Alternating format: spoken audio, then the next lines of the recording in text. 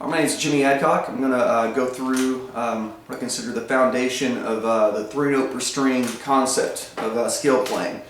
Anyone interested in getting into any shred type guitar playing that emulates the styles of Steve Vai, Paul Gilbert, Yngwie Malmsteen, Chris Broderick, there's any of those guys in that style, the 3-note per string scale is really the foundation of how that works. And it's fairly a simple concept, even though for beginners it's kind of a difficult technique. But I'm going to try to break it down to you in some really small fragments that'll maybe help you out and get you going a little bit quicker than it did me. When I started out, really wanted to learn how to play like that, but I had no idea where to start or what to focus on or how they moved up and down the neck as fast as they did.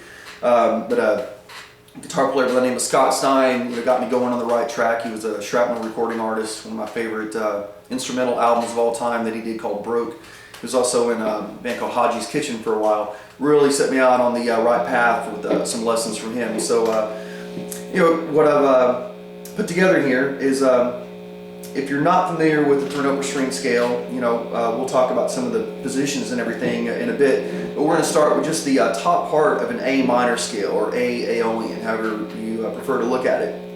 I'm sure most everyone is familiar with the A minor pentatonic shape here off the 5th fret.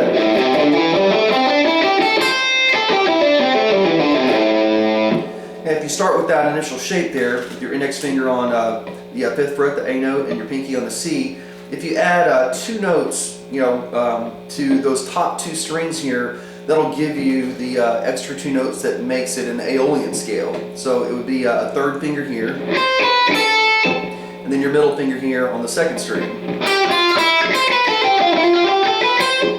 Okay, so we're going to take just that top string there and work on one little fragment here. It'll be like this. Okay, so this is a sextuplet pattern, or 2 triplets. The first one starts with your pinky, goes to your index finger, back to your ring finger, and then the second triplet is a straight descending one from your pinky, 3rd to 1st finger. And again, it sounds like this.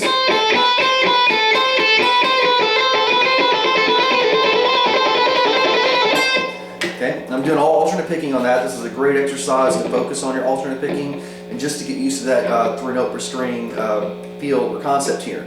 What we're going to do is move that back and up through a few different positions, staying in the same key of A minor. Actually, we're going to add in a raised 7th here to give it a harmonic minor sound, a little more classical sounding Yngwie line. And the other interesting thing to take note of in a 3-note per string scale is no matter what scale you're playing, as long as the diatonic scales, whether it be the major, Dorian, Phrygian, Lydian, Mixolydian, Aeolian, all of those 3-note per string scales will share one of 3 left-hand finger shapes. You'll either have one that's your index, ring, and pinky, like we were just doing.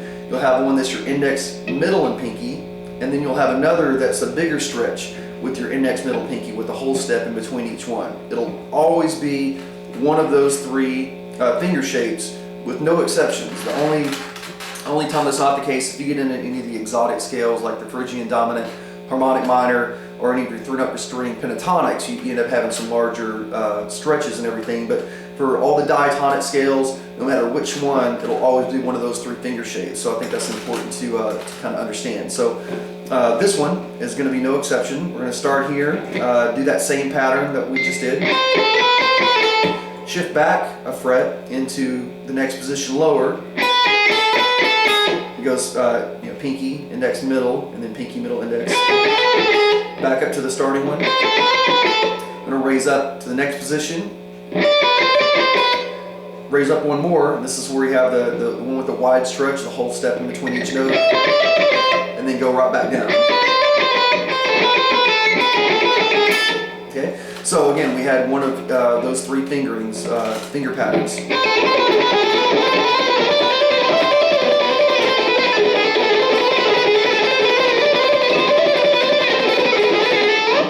So again, that one pattern here, it's hard to explain just how important and vital that one particular shape is going to be. It seems like really simple that if you're just sitting there working on that, that's going to have a lasting impact on your playing, but it really does, especially for the style of music. The next thing that we'll do is work on the same thing with legato playing. So it's a great exercise with that as well. A lot of players like Gilbert Ingve and Richie Kotzon's a great example. Jason Becker, they all utilized a lot of legato in their lines as well as alternate picking. So the same thing with legato.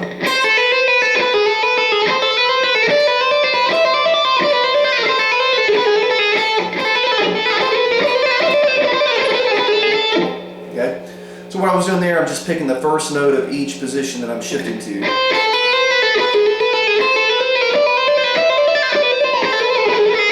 Okay.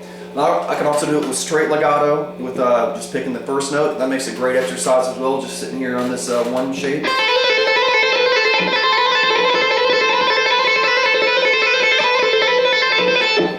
Moving through the rest of it.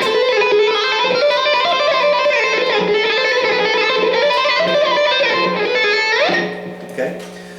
Now, as far as saying how the long-term effects of learning this one particular shape is when you start maneuvering it down the scale. If we take this A minor scale shape here, okay, again, moving down that scale. I had one of those three finger positions, either this one, or the wider stretch like that. Alright, so if I take that same pattern and move it down those each string,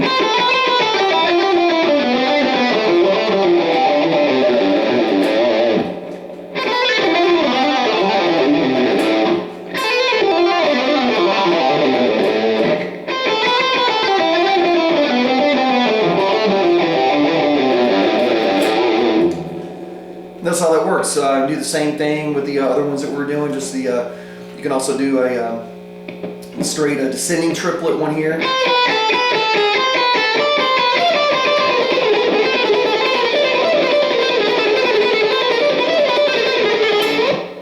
And that's just taking the triplet pattern and just straight descending the three notes. We'll do another one that's ascending through the triplets.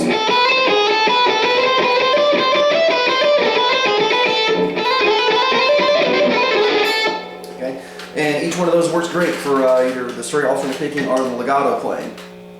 Now, one way to incorporate that into what I feel is the probably the easiest 3-note per string run that you could do, this ascending up the neck of the guitar, is to take the first 6 notes of minor scale, and we're going to do it in the key of G here. And if we take the first 6 notes, okay, everyone should be somewhat familiar with this shape, even if you didn't know you were doing it. If you've done, like, say, the intro for Crazy Train,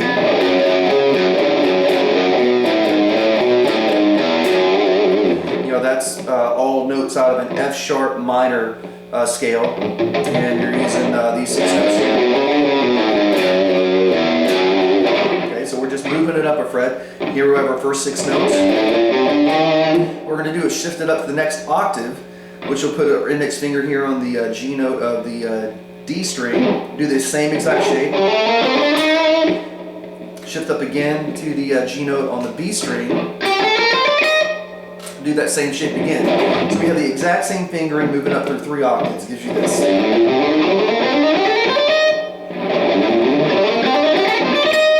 Okay, and you can do that with your hammer-on, straight hammer-on legato playing.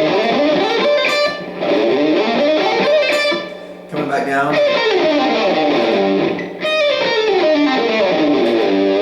Okay. So if I'm in A, same thing. Start on the A note.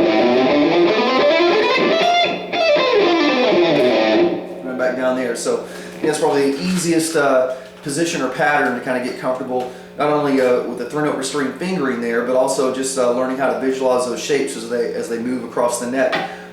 If I took that same pattern that we started up here, and I did that, staying in the key of G minor, where we were doing that a second ago.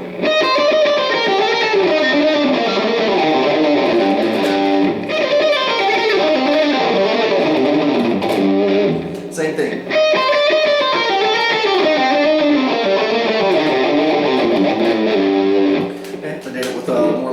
approach. Okay, and another helpful concept in the through note restrain area is what's known as half picking. This is a technique that I also learned from Scott Stein. Guys like Gilbert, Ingve, a lot of those guys will utilize this. Gives you the illusion that you're actually picking more notes than you are. So you still have that crisp, sharp pick attack even when you're incorporating more legato into the playing. So if we stick with that same G minor scale shape of the first 6 notes, we're going to ascend in 6 couplets again. What we're going to do is do hammer-ons on the first 3 notes. And then when we move to the next string, we're going to alternate pick those 3.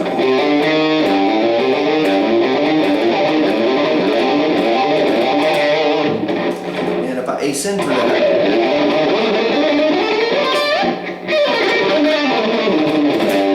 okay, makes it sound like you're picking almost every note, and when you're really only doing half the work.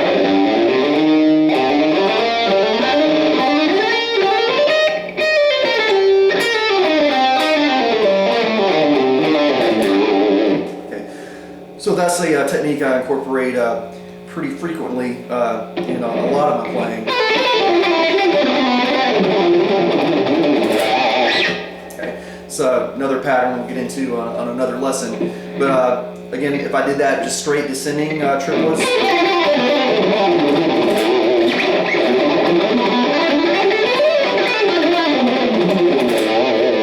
Okay, so that's considered half picking.